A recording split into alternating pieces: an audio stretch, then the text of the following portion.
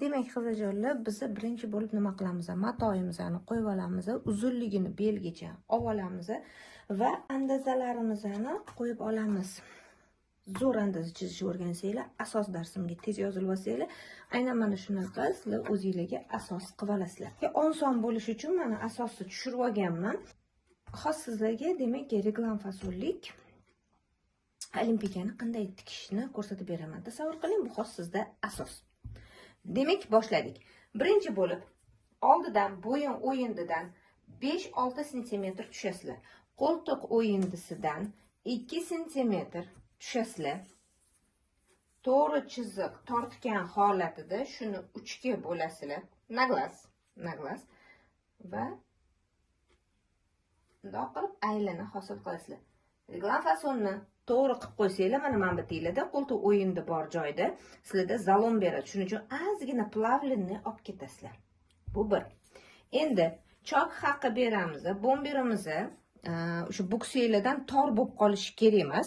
Demak, mana buksam chok haqi bilan mana bitta bo'layotgan bo'lsa, bu 3 ipli mato, ya'ni anaqa plotninki mato. Shuning uchun baribir yana 1-2 sm nima qilamiz? Chok haqi bergan holatda tekis olamiz. Davom etamiz. Orqasiga bo'yin o'yindidan oldiga necha tushgan bo'lsanglar 2 sm kamroq tushasizlar. 6 tushgan bo'lsanglar 4 tushasizlar. 5 tushgan bo'lsanglar 3 tushasizlar. Tushunarli? Eng kami 5, eng ko'pi 6. Mana shu anaqasini yo'qotib qo'ymanglar. Xuddi shunaqa pastiga 2 sm tushamiz. To'g'ri chiziq tortamiz. Naglas 3 ga bo'lib olamiz va yana plavlenni chizamiz. Tushunarli? Mana xuddi shu holat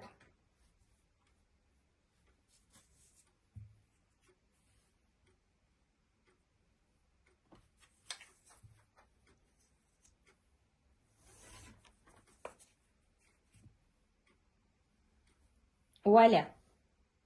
Bo'ldi. Biz hozir demak reglanimizni oldi va orqa qismini qilib oldik. Endi mana bitga 3 sm zamok haqqini beramiz. Oxirigacha chizib qo'yamiz. Bu zamogimiz uchun. Bo'ldi, kesamiz. Mana yengimizdan tushirib oldik. Nima uchun yengimizdan tushirib oldik? Sababi bu orqa bizada, bu oldi bizada. Demak, mana bu qoq markazi. Mana qoq o'rtasi, orqa oldini bilib olganingizdan keyin mana birinchi bo'lib orqamizni yengini olamiz, qizlarjonlar. Mana bunday qilib qo'ymaydi ko'pchilik adashar ekan. Bunaqa emas. Mana ichkarisiga qilgan holatda chokini, mana bu yerda 2 sm chok haqi ham bor, asosdan tashqari. Chok haqiga buni qo'yamiz va chizamiz. Biz orqa uchun 3 sm qoldirgandik, to'g'rimi? Mana o'zi shundoq chiqib beradi. Endi mana oldimiz. Mana oldimiz. Demak, buni ham 2 sm chok haqini qo'ygan holatida bundoq qilib qo'yib olamiz.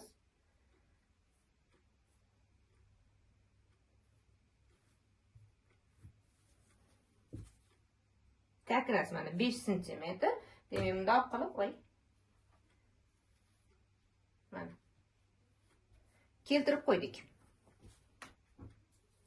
Yengi kengligi qancha sizga kerak bo'ladigan bo'lsa, o'shancha olasiz. Kesamiz. Qaranglar qizlarjonlar, ulash juda ham oson. Mana bu ikkita oldi. Bu yenglari, bu orqasi. Nima qilamiz? Birinchi bo'lib yenglarini ulab chiqamiz. Mana ulab chiqamiz, so'ng yoqasini tikib olamiz. Keyin esa zamogini tikib olamiz, yonlarini tikamiz. Cho'ntak qilmoqchi bo'lsanglar, cho'ntak qilasizlar. Shun bilan qarabsizki, voila, tayyor. Juda ham oson, tez va samarali bichilinadigan narsa. Buning uchun esa sizga asos kerak bo'ladi. Agar asosingizdan ko'nglingiz to'lmayotgan bo'lsa, qizlarjonlar, asos kursimga tezda yozilib oling. ana endi oxirgi shtriximiz bu bizda zamok bo'lyapti. Qizijonlar, zamok tikishdan oldin обязательно zamokni dazmol qilib olinglar. Keyin mana bu yoqasi bor. Yoqasini bekorga ham ochuv qoldirganim yo'q. Mana buni aylantirib, mana bunaqasi zamokka kelgan, bundoq aylantirib tikilinadi. Men uchini chiroyli обработкада turishligi uchun mana bunaqa ribana bor edi. Rangiga mos ekan, o'sha ribanani tikib qo'ydim. Xohlasanglar qaytarib qo'ysanglar bo'ladi yoki overlock qilib qo'ysanglar ham bo'ladi. Bu xato emas. Lekin anaqasini mana bunaqasiga tikilinadi. Xo'p, qizlar qaranglar. Demak, biz nima qildik? Dazmol qilib oldik. Ana endi bizda ko'pchilikda xato bo'ladigan joy bor. Bu mana bu chiziqlar. Mana shu chiziqlar. Aynan mana shu chiziqlarni biz chizib olishimiz kerak. Обязательно mana bu chiziq, ko'rdinglar? Nimaga bular kerakki, qizlar? Mana bu bo'yin o'yindilarni chiziqlari, pastdagi anaqani manjetlarni chizig'i bir xil turib berishi uchun kerak. Tushuntira oldimmi?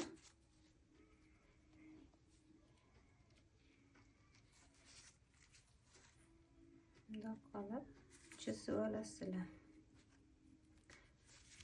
Ana endi bir yoq tarafini tikib oldik.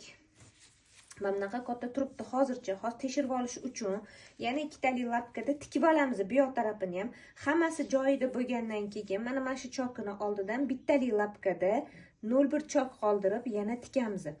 Dazmol qilganingizda agar qotib tursa, ustidan chok berishingiz shart emas. Agar yurib aylanib ketaveradigan bo'lsa, unda ustidan bitta chok berib olasiz. Bo'ldi. Shu bilan bizani olimpikamiz tayyor.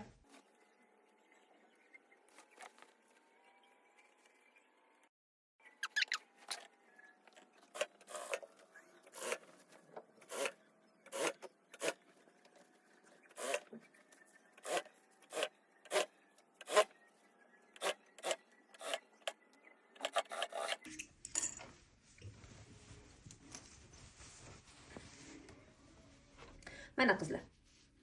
Mana ko'rdinglar? Demak, bizning pasimiz to'g'ri.